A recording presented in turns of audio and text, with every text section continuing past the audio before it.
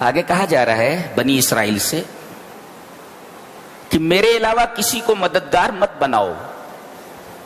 یہ سب سے بڑی ناشکری ہے کہ بندہ اللہ کے علاوہ کسی کو مددگار بنا لے.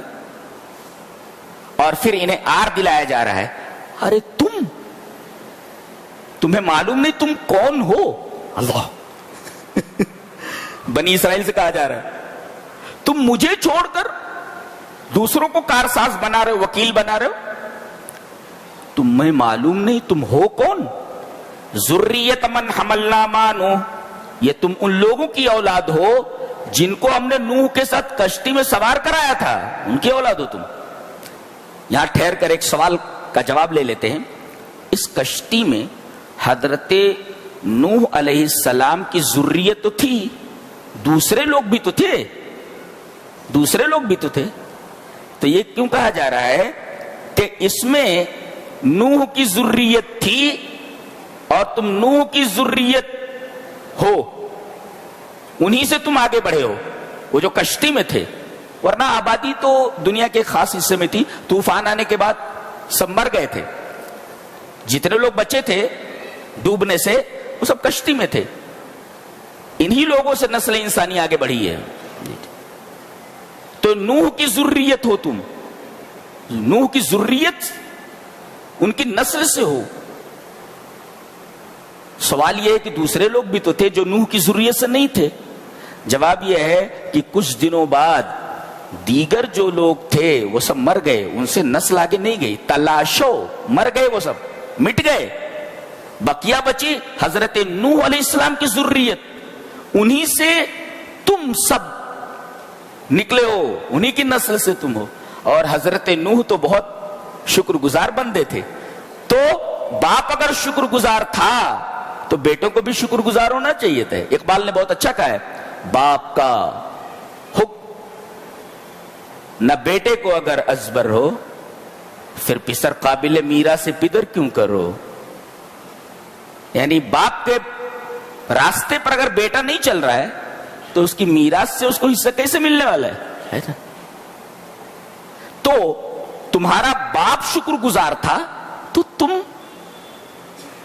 باپ کے نقش قدم پر چلتے ہوئے شکر گزار بندے بنو.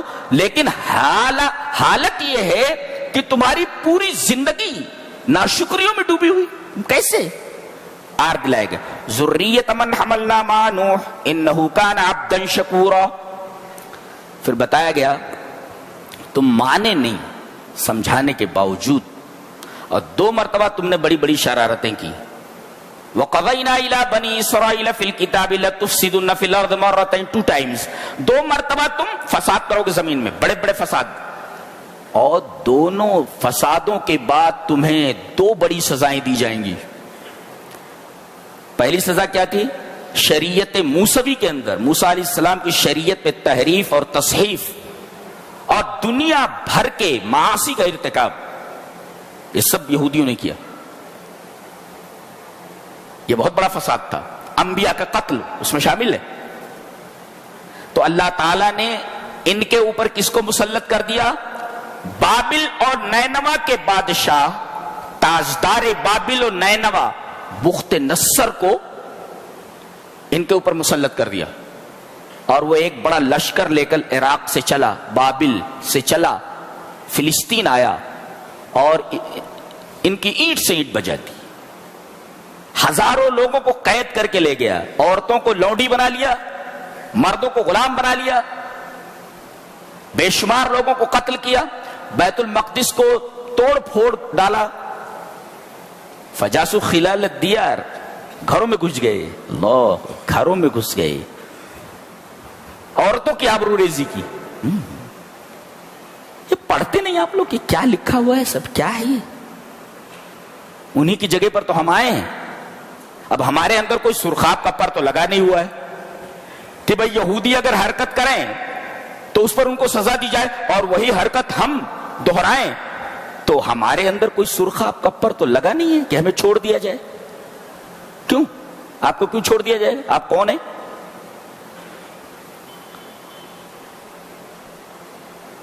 ہم نے اپنے بندوں کو بھیجا. دیکھو, عبادنا نہیں کہا. ایک ہوتا ہے عبدہو, عبدی اور ایک ہوتا عبداللی. عبداللی بیچ میں لام کی فصل آئی. یہ جو آئے یہ ہمارے محبوب بندے نہیں تھے, یہ بھی ہمارے نافرمان بندے تھے.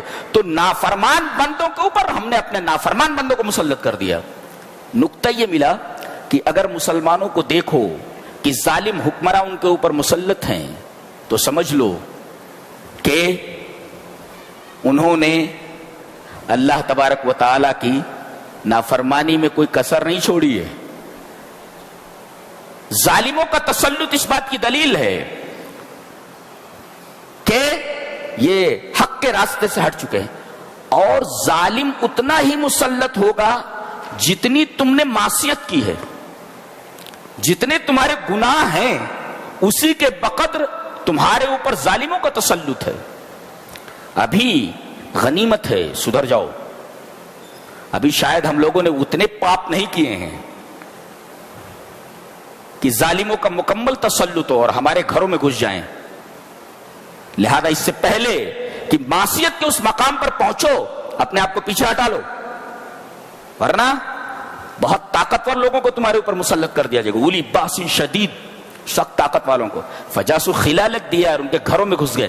وکان وعدا مفعولا, عورتوں کے آبرو ریزی کی, بچوں کو قتل کیا, بوڑھوں کو قتل کیا, عورتوں کو لونڈیاں بنا کر کے لے گئے, مردوں کو غلام بنا کر کے لے گئے. تو سدھر جاؤ, اپنے آپ کو سدھار لو, ورنہ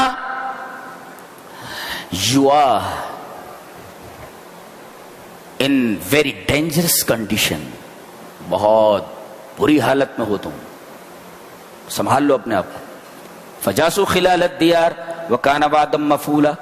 یہ کب آیا؟ یہ 586 سال قبل مسیح, یعنی حضرت عیسیٰ علیہ السلام سے 586 سال پہلے. اس لیے کہ عیسائیت تو حضرت عیسیٰ سے شروع ہوئی ہے نا, اس سے پہلے یہی یہودی تھے. تو حضرت عیسیٰ سے 586 سال یعنی 586 سال قبل مسیح بخت نصر جو بابل کا بادشاہ تھا اس نے بیت المقدس کے اوپر حملہ کیا, اور اللہ نے اپنے ان نافرمان بندوں سے ان نافرمان بندوں کو سزا دی. ہم نافرمانی کریں گے تو نافرمان بندوں کو مسلط کر دیا جائے گا ہمارے اوپر.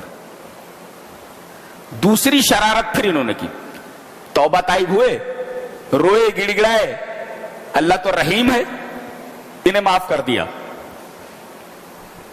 پھر ان کو دوبارہ فلسطین میں بسا دیا گیا.